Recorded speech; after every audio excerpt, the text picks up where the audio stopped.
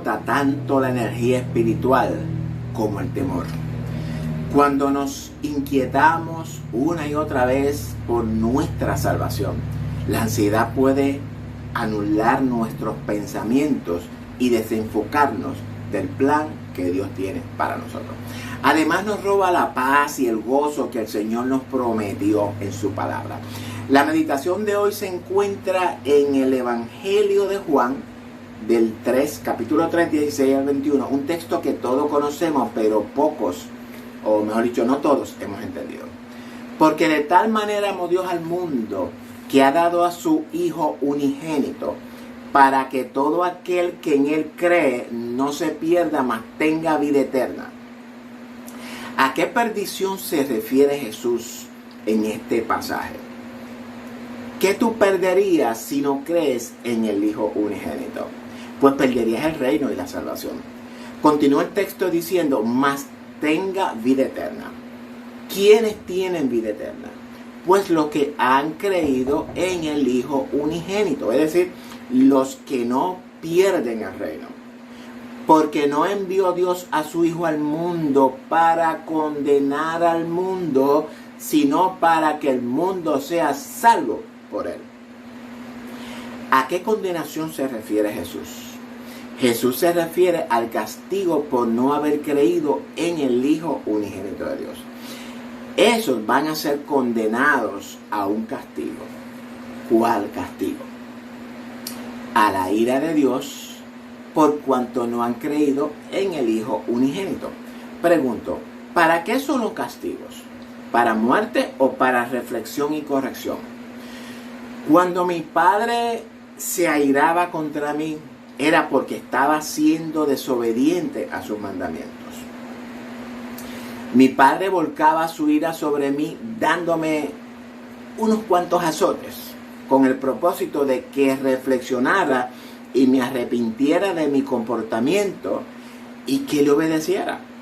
Mi padre nunca me azotaba para destruirme y matarme, para que desapareciera de su vida. Mi padre me amaba y es por esta razón que me disciplinaba con sus azotes para enseñarme a respetarlo.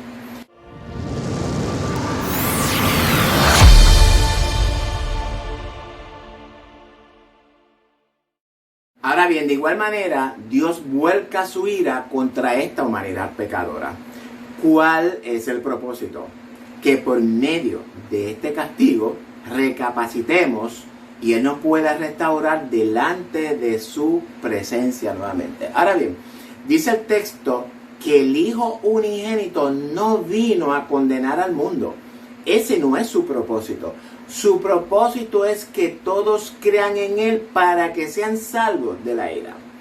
Entendamos el texto bíblico, amados. Continúa Jesús diciendo en el 18.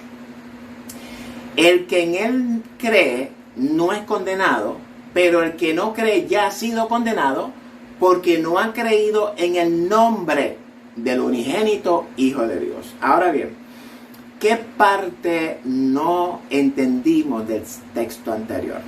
Jesús nos explica claramente que el que cree en el Hijo unigénito no es condenado. Es decir, no tiene que enfrentar la ira de Dios y obtendrá la vida eterna, que es el reino, como recompensa.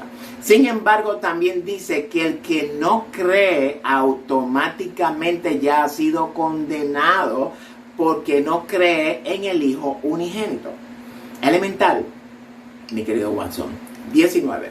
Y esta es la condenación, que la luz vino al mundo y los hombres amaron más las tinieblas que la luz, porque sus obras eran malas. ¿Cuál es la condenación entonces según Jesús? Que la luz, es decir, Él mismo, la verdad, vino al mundo. ¿Para qué? Para hacernos reflexionar y nos arrepintamos de nuestras malas obras. ¿Cómo lo va a lograr? Por medio del Evangelio de salvación. La buena noticia que Dios nos ha dado por medio de su Hijo unigénito. Y Jesús dice que el mundo que vive en tiniebla o en oscuridad, en otras palabras, que vive en injusticia o en malas obras, no quisieron escuchar el mensaje de Dios para que salieran de esas malas obras y empezaran a hacer obras de justicia, las cuales Dios tiene preparadas para que vivamos en ellas.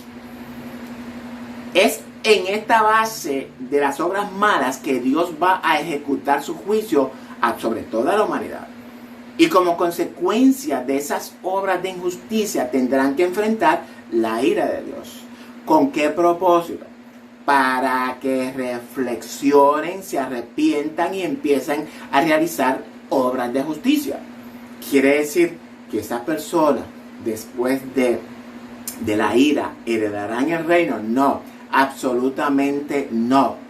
Porque ese es el castigo eterno al que se refiere la Escritura. Perder la glorificación del nombre de Jesús en ellos y por consiguiente el reino. 20. Porque todo aquel que hace lo malo aborrece la luz y no viene a la luz para que sus obras no sean reprendidas. Ese tipo de persona es con la que nosotros tenemos que lidiar, que trabajar. Nuestra encomienda es ir a predicar el Evangelio a toda criatura.